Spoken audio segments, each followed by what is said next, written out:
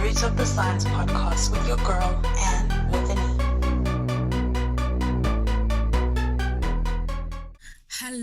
Hello, and welcome to another episode of the Root of the Science podcast with your girl, Anne with an E. Now, have you been listening to podcasts during this quarantine period wherever you are in the world, and you've had that little inkling telling you that maybe you should start a podcast, but you don't know how to? Well, using Buzzsprout as your podcast host, you will join over 100,000 podcasters who use this platform already to get their message across. So a simple way you can do it is that there's a link in the show notes, and it also lets Buzzsprout know that I sent you, and it gives you a $20 Amazon gift card if you sign up for a paid plan. And the best part, it helps you support the show. So please go ahead and click on the link in the show notes. But as for today, my guest is Adama Saccoh, who is originally from Sierra Leone, but currently living and studying in the United Kingdom. In this episode, we learned that she left Sierra Leone and came to study in the UK to pursue medicine. Unfortunately, she was not able to pursue her dream in medicine. Adama tells us that through those rejections, because there were a couple, she learned to detach her self-worth on her grades, and in the process, she realized that the one thing that she craved mostly was knowledge, and there are other avenues in STEM to satisfy that knowledge need other than pursuing a medical degree. Currently, Adama is a MSc student in Medical Ultrasound, specifically studying echocardiography, which is using ultrasound to image and diagnose various heart conditions. She tells us more about this research and its importance. Also, Adama started a blog called TheCatlystInMe that first started off as a hobby, like many people do, to try and fix a problem that she faced in her undergrad, not knowing what she could do in her degree. Now, this blog has grown to a place with a mixture of really amazing profiles of people within the life and health sciences field, and it's also a source of representation. Lastly, we also discussed a survey that she conducted using the blog on people's perceptions of science, which she created an Instagram TV series, which you can find it on her Instagram, and basically just understand people's perceptions to science. Are they willing to take the vaccines, etc., which is really important, especially in this pandemic time. Now, let's get into it and hear about all of this and so much more. Let's go.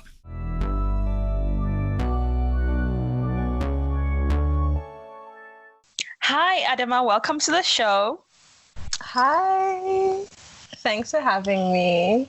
I am so excited to chat with you and for everybody else out there to get to know you. This will be so fun. I'm so excited. All right. Well, please tell us about yourself. Where you from? Where you originally from, rather? Where you're currently based, and what you're currently doing. So my name is Adama. I'm 23, if I'm correct, yeah. I'm originally from Sierra Leone, but I'm based in the UK right now. I grew up in Sierra Leone for the most part, so from like 7 to 18. So like most of my like life-defining years were there. And now I'm doing university in the UK. So yeah, that's me. Oh, brilliant. Quick question. You said you grew up 7 until 16. So where were you born? I was born in the UK. Oh, and then you went back. Yeah. So I feel like for me, that's one of the things I'm very grateful to my parents for. It's just, I'm so happy they actually just let me go back, or it was something very important to them. Okay, that's quite interesting, but I'm sure we'll get more into that as this interview proceeds. So now, usually before we get into the crux of the interview, I just wanted to ask you, like, as much as what is your aspiration away from the sciences? I know, like, in most cases, people always like aspire to get my master's or my PhD. And we've got this close connotation of who we are is identified by academic career. But I just want to step away from all of that, but away from the sciences.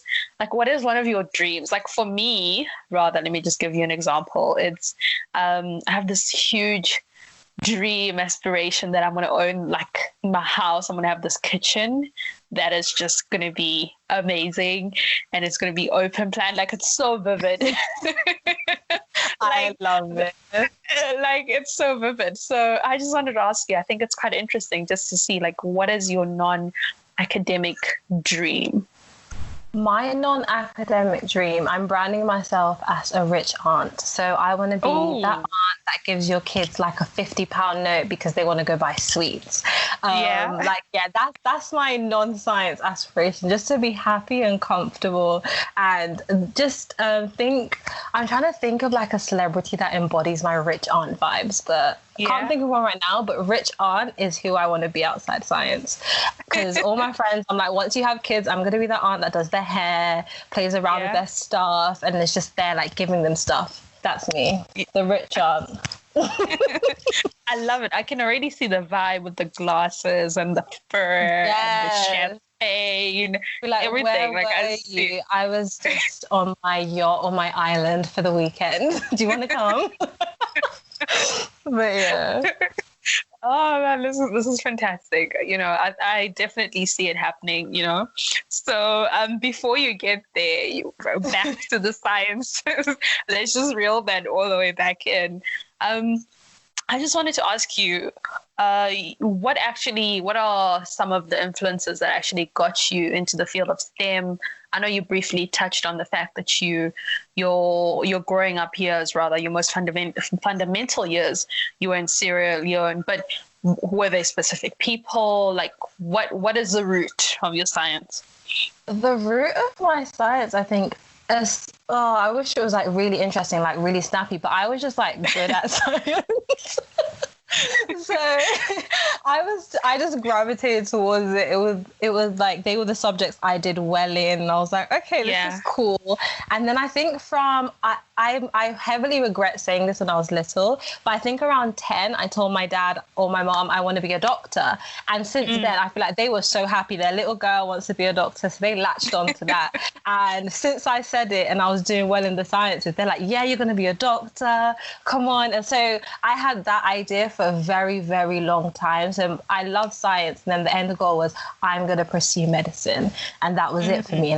And then life was like, no, you're not. What happened? Where did life say, girl? So it's kind of an interesting story, because the main reason why I left Sierra Leone, because I always planned to come to the UK to do university, but I left because of the Ebola outbreak, because that was in my first year of sixth form. So how old is that? 17-ish. So that's why I left. And I'm fortunate enough to be able to continue school in the UK. So I came here, and in my head, I was going to do medicine, and I knew it, but I did not really properly understand the medicine application process. So I came to the UK, and then I had to do my A-levels again. So I was ready I only had 1 year left of college, came to the UK, they're like, no, you have to redo this because stuff aren't transferable. And I was just like, what? So I was that kid that did well in school and was like, yeah, I'm going to do well. I'm going to go do medicine. And now you're telling me I have to do redo a year of school. Are you okay? Yeah. So I was devastated. And then through those 2 years, but weirdly enough, those 2 years I grew so much as a person. I volunteered a lot. I kind of started figuring out that I like science. I started working in hospitals, just pushing myself to do stuff, went to summer schools, did an iGEM summer school, ended up going to Boston. So there were really cool things that happened in those 2 years. But then I applied for medicine now, and the rejections just came flooding in. So my first choice, nope. Second choice, nope. Third, nope. Fourth, nope. And then my final choice was to do a biochem degree. And then I was looking at it, I'm like, I don't even understand what biochem is. And I was like, I don't want to go there, no. But then fortunately, a few universities like offered me alternate courses.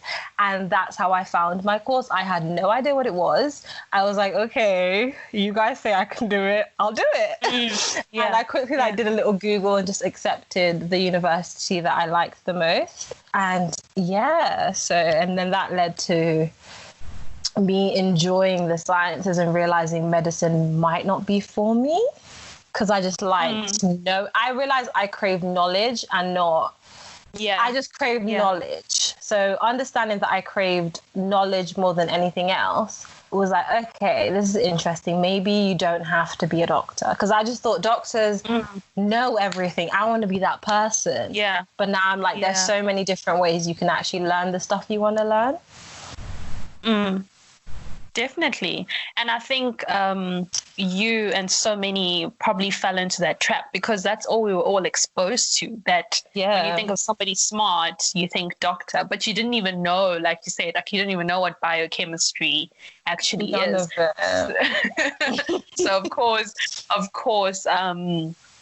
of course, it's really hard to imagine anything else other than what's being presented right in front of you. But you mentioned something that was very interesting. And I think for most people who aspire to be a doctor, it rings true. The whole rejections and rejection, not once, but 4 times. And also how, like you said, that when you came to the UK, you were the smart student who, you do really well in this, and they're like, no, actually repeat, start from scratch. So you touched on it briefly, but I just wanted you to unpack it further. How then do you think all of these rather detours and maybe side steps where your journey wasn't all that linear, how did this, benefit your journey your journey into the sciences and where you currently are now? I think the most important thing, especially redoing the year, was that year really allowed me to detach myself from grades and detach myself from getting like complete fulfillment from how smart you are or how well you do. Because growing up in Sierra Leone, that was a big thing. Like doing well in any African household is like the pinnacle of success. Like, my daughter's smart, my son's smart. So I had to really detach myself away from just getting good grades. And even when I came to the UK, it's not like I was the smartest. I met people that were like way smarter than me and didn't struggle as much. And because their style of learning was completely different from mine, I had to readjust to a new style of learning. So it got me to really reflect on like how I learned, how I perceived myself and how I perceived education. Because at first I was like, oh, I'm just good at school, that's it. But then I got to kind of enjoy the education process once I detached myself from the grade I got and what I got. So all the ups and downs just taught me to enjoy the process and detach yourself a little bit away from the end result, because the end result from my journey always ends up changing. So I always have this grand scheme in my head and I always do something completely different. So just enjoying the journey more than the end result. That's beautiful. That's beautiful. And also, I think sometimes the way that I look at these little mishaps, like you said, some things happen for a reason, and usually to teach us about a lot of life lessons. And I think it's hard to accept that in that moment, like when you're going through this. It's hard to be like, oh, yes, this is really teaching me something, because you're frustrated, you're angry. But I think when you look back and you reflect, you're like, oh, okay, I did A, B, C, D, and I am this person now. Like you said, that you became a better version of yourself, which is really, really good. Which is really, really good. So currently you are a master's student. And you're a master's student in medical ultrasound, specifically studying echocardiography, which is basically using ultrasound to image and diagnose various heart conditions. First of all, I have never heard of this. It sounds so interesting. Like, What? Please tell us some more about this. Like, this is really new to me. I'm so excited to hear about it. So the journey into it was, I was research at the end of like my course. I realized I really loved people. I'm a people person, and the lab kind of scared me a little. I was like, I don't want to be in the lab for months alone. I'm like, I really crave people. Like, I like talking to people. So I'm like, what's something that I can use to like bridge my love of people but never leave the science world? And I'm like, I don't want to be a doctor. I know that. And I don't want to be a nurse or do any of those type of things, but I kind of want to be involved in some form of healthcare. And I saw this, and I shadowed somebody in a hospital for a day, and they were doing like different like cardiac tests. And then I saw this one, and I kid you not, I saw it and I was like, this just looks really sick. I'm like, you're looking at somebody's heart. I want to do that. Just like, you're here looking at somebody's heart and you can tell what's wrong with them by just a picture. I'm going to do that. And that's how I kind of went with it. And then again, to like speak on rejection, there's like this big program in the UK called like a clinical scientist training program. I applied for that, got rejected from that. And I was like, well, wow. And then I saw this course and I was like, okay, this is very similar to what I was intending to do. And I just applied saying, if I get it, I get it. If I don't, I don't. I'll just enjoy the rest of my summer. And then in August, I got accepted and I was like, oh my gosh, this is amazing. So the course is like really cool because there's patient contact, and the heart is my favorite organ. Like, if anyone follows me anywhere, I talk about it a bit too much maybe. But the heart is my favorite organ, and the idea of just connecting with people is you're quite close to them. So think of the same way an ultrasound is done for like pregnant women. It's the same way, just on your chest instead.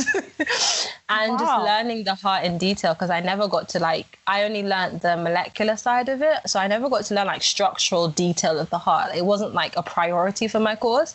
So it's been really cool, and just understanding the bigger picture, because I have that background knowledge in knowing how like cardiac cells are excited and all of that. And now I get to actually see the heart. Like, to me, it's each time like, oh my gosh, this is too cool. Yeah.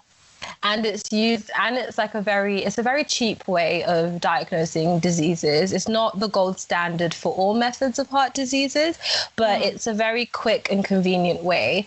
And the other reason why I picked it is because, again, I have a very close relationship with Sierra Leone, because it will forever be home for me. So I had to think, what is something I can also do if and when I decide to move back? What's something that can be useful? What's something that can be translated? Because I think lab sciences is quite difficult, and I wasn't really interested in like virology and stuff like that. I didn't really learn that in my undergrad. So I was like, what is something that I can do there is like a higher possibility of me being employed like back at home, and just having that connection or that option to always go back when I'm ready. Oh, wow, that's very interesting. So, like you said, this is more practical than theoretical aspect of it. So you so a typical day, you are, I'm assuming this is an assumption, you are at a clinic and you are doing ultrasounds on people's hearts. Is it people with specific conditions? Do you shadow, I know this is a lot, but do you shadow like a cardiologist? Like, how does it work? Oh, so it's like you go into there's a specific department called the echo department, and so a patient will come in, and before the whole COVID situation, I got to go in and you would do your scans, because you're trained to do the scans in the particular manner you need to do it in. So I'll get to do I'll go through the protocol of the scan as far as I can go, and then somebody will come in and check it, and then you get to look at the reports, and like based off the report, then you do the diagnosis. And they're like two cardiologists in the department, so it's quite like an integrated team. So you see the like lead consultants, and you get to be part of the discussion of things that go on. So it's quite cool. Yeah, I think you were like pretty close in being a doctor without the doctor. Like it's a doctor title, and maybe because you missed all of the, the stress of when going through a doctor is. I think you are underlyingly living your dream. I think so, or your parents' dream actually. So, how far into your master's are you? So I'm more, I guess, quite nearing the end of it. I just have like a bit more clinical placement that has been placed on hold because of everything that's going on. So it's just like writing up of my dissertation now. So quite at the end of it, which is scary but interesting. So do you aspire to come back and finish into the PhD, or you kind of like what you're doing and hope to pursue a permanent job? I think I'm on pause right now because, again, like when you have time to sit and reflect, you fully think like, what do you enjoy doing? And again, it's so crazy. I said I wanted to do this course because of how much I thought the lab was isolating. And then now I'm just like, I kind of miss the lab. So I'm just like, I now want like a mesh of both. So I'm like, let me just pause for a little bit. I do have some time to think about it. So I'm like, let me just pause and just really reflect on where I want this to go, because I have to make some grown-up decisions that I'm not ready for. No, like you said, it's good to take some time to reflect, and you have time. So figure out exactly what you want to do. So apart from the masters, you have a blog. You started a life science career blog called TheCatlystInMe. So tell us, how this blog was birthed and what you aim to do with this blog. So the blog came about in my second year of uni, and I was looking for stuff to do. Again, that's when I had decided I don't want to do medicine anymore, because I had the opportunity to apply in my first year and I was like, nope, I'm not going to do it. I had the grades to apply and I was like, nope, I don't want to do it. So in the summer, I started just researching careers and like, oh, what should I do? What should I do? And all the career advice was so tailored to like finance and psychometric testing. And I'm like, I know for healthcare jobs, I don't have to do any of this. So you're really wasting my time. And I was like, I just kept on looking. I couldn't find the information that I wanted. So I went to this Women in STEM event at my uni, and I was looking at these amazing women, and I was like, what if I just ask them questions and see if they're willing to like answer a bunch of questions for me? And then I was like, oh, I want to start this blog. Would you be willing to answer questions? And then quite a few of them said yes. And I sent them emails. They all replied. And I'm like, oh my gosh, this is actually a thing. And then isn't it beautiful when that happens? I know, because you're just like, oh my gosh, you're really replying me. Oh my gosh. And then I asked my friends, because we are all doing the same similar courses. I have a friend that did pharmacy. I had a friend that did medicine. So I'm like, let me start with the people I know. Like, I don't know, like some, I don't know, big pharma person, but I have friends in science. So I'm like, let me start with them. And I started with friends, started asking friends and the few people that replied my emails and offered to do it. And it started just growing from there slowly. And I started with the idea of doing interviews, writing stuff about science, so just science articles, and just stuff about uni and finding your career, just things that I was learning, because I'm like, if I'm going to learn all this, let me just write it down. So that's how it started. And now it's grown into something more than I thought it would be. Yeah. Congratulations on that. Thank you. I was like, wow, like the people that respond and the people that have gotten back to me, I'm so grateful to each and every person, because everyone is so kind and so giving. And thank you to answering questions as well. Thank everyone you for is so kind me. and so kind and so giving and so honest. And that's why I also saw lacked like honest opinions, because for me, I'm not the roses and daisies type of journey person. That doesn't get to me. I'm like, something must have gone wrong or else I'm just dumb. That's how I kind of relate to it. And I'm like, there's not enough of that. And I always see people that do extremely well, and I consider myself quite an average student. Like, I'm not that person that gets, I don't know, 90% continuously. I'm the person that can pass continuously, like pass and pass well. That's it. So I get a good grade and I understand, but I'm not the one that everyone's like, oh my gosh, look at you. So I was like, there are a lot of us, and it's a struggle finding what you want. So that's how it came about.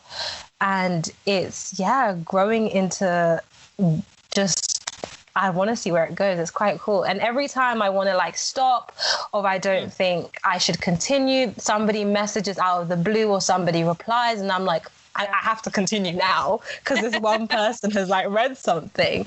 And it's something I've realized this year that I'm like really passionate about, because first I was like, oh, it's a hobby, and I kind of wanted to stop doing it this year because I was like, oh, things are slowing down. And weird enough, now I'm like, I can't stop doing this. This is something that's very close to my heart now, and it's very much a part of me, and it's no longer just a hobby or just this thing I do. It's a thing I do. Definitely. And, you know, like you said, from second year, that's amazing to where you are now and everything that you do, you know, so only bigger and better things. And speaking about this year, you actually held an interesting survey on your Twitter page with the under the blog identity, where you an interesting survey exploring public perceptions of science, which was quite interesting. And I just want you to tell us more about that, and if you can, I know you've got and what you're going to do with all of this. Rather, what are you going to do with all of this information that you got from all these different types of people?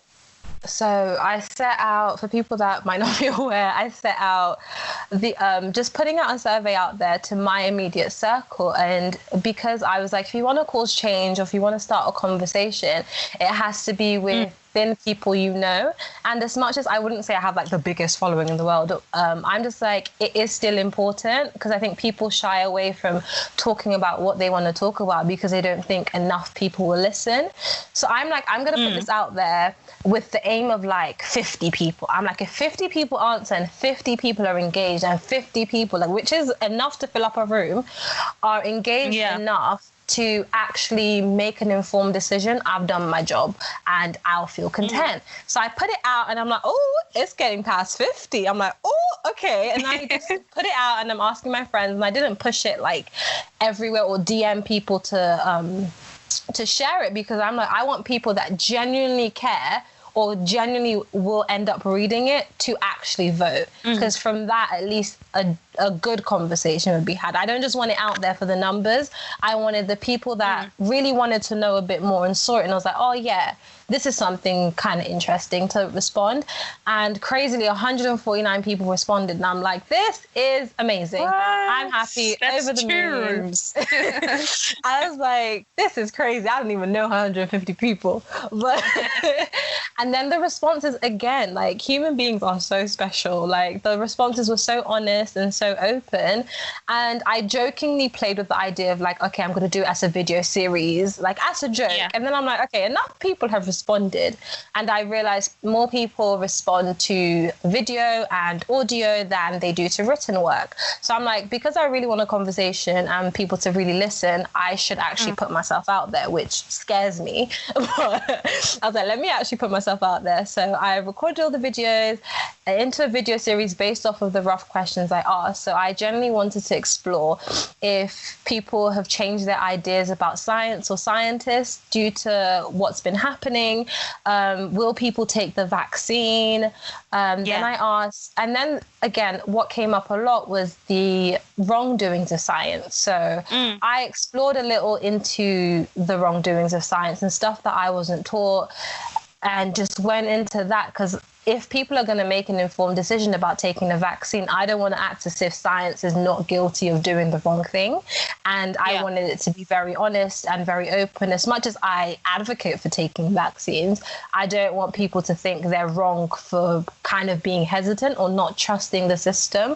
So the video just go across how people felt. Will you take the vaccine? Do you trust the scientist?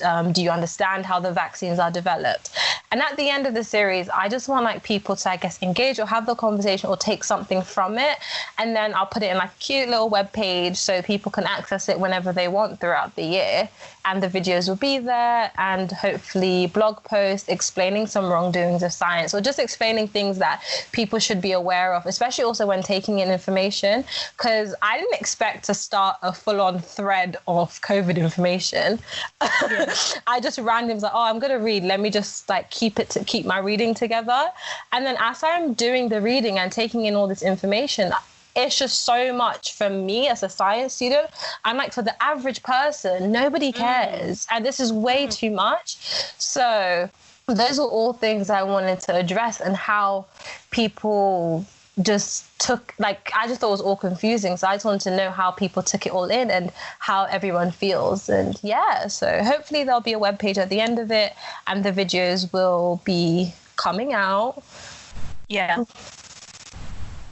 Yeah, no, that's very important. Like you said, I think there's a lot of information out there, some of it which is misinformation.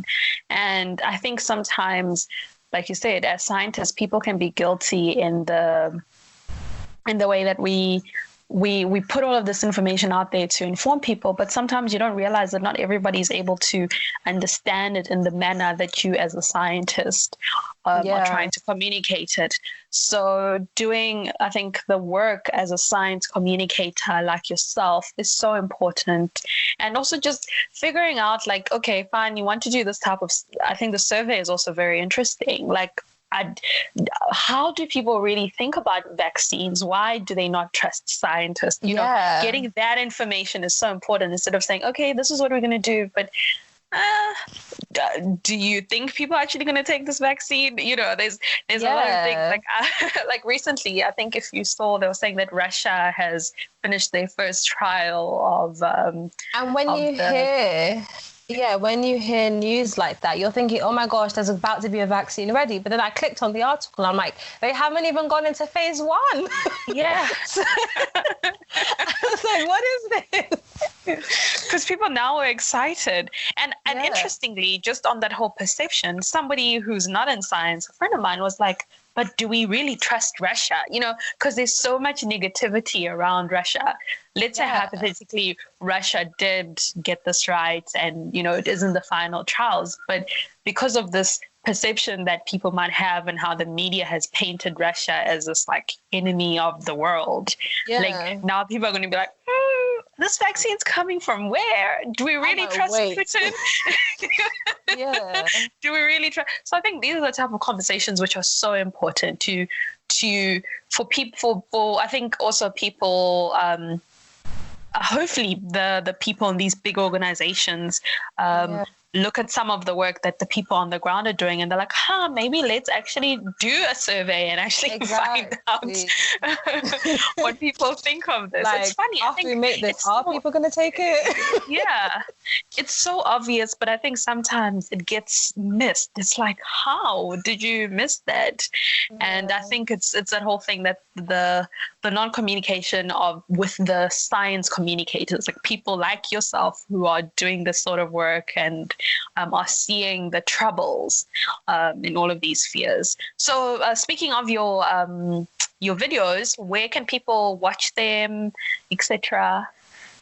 So they can watch them on all my social platforms. So Instagram is TheCatlystInMe. So just that. Twitter's slightly different, which is, let me just get it up, CatlystInMe _. And the website is www.TheCatlystInMe.com. So quite simple. Lovely. So as we wrap up this conversation, what advice would you give to an African in STEM who wants to be a doctor, and then life kind of happens to them, about getting into STEM as a whole, but also just specifically about your very unique field? I would say about getting into STEM and just pursuing science. Do what you love, even if it's difficult. Don't let how difficult an idea or how crazy the idea is stop you from really going for your goals. Because I've realized in my journey, often I stop myself because I'm scared. And it's not because I know I can't do it. I'm just scared of the idea of the work. I know it's something I want to do, but because of my fear, I convince myself it's not for me. So trying to understand those feelings, like, do I really not want to do this, or am I just scared that I can actually do this? Because sometimes you are actually just scared of how great you can be. So just do it, like, and don't overthink it. Just do what you want. Do it. Just do it. And just do it. just literally just do it. Believe in yourself and reach out to people, especially in the social media age. Reach out to people and don't be scared to share your passions, and don't be scared to really go for what you want. It can sometimes like take a lot of effort, and sometimes people won't notice, because as a podcast host yourself, it's so hard sometimes getting engagement from people. You always look into the outside world for validation. Anything you do, whether that's academia, whether that's your hobby, make sure you're doing it for you at the end of the day, because the moment you start focusing on other people's reactions, you lose the love for what you started with. So just do it for you. Yeah. Do it for you and do it well for you. That's very, very true. I think we are all so caught up on the number of likes, the number of shares, that if that isn't happening, you tend to second guess, like, am I really doing the right thing? And sometimes I think, like you said, you just have to keep on doing it and just persist. Eventually it's gonna hit it. Like you started this in your second year. I mean, look at you now. Yeah, like it's been, look at you now. It's been so long. So just continue doing it. And I go back on my website and I look at it myself and I'm like, oh, this is nice. So do it for you and like make yourself feel good. And if other people appreciate it, well done. And if they don't, just make sure if you need to stop doing it, then stop. If it's too exhausting, like just No, that's some wonderful piece of advice. Thank you so much for chatting with me. I had so much fun talking to you. Thank you for having me. This was really, really fun. And just to everybody else, thank you once again for tuning in to another episode of the Roots of the Sounds podcast with your girl and with an E. Until next time, goodbye.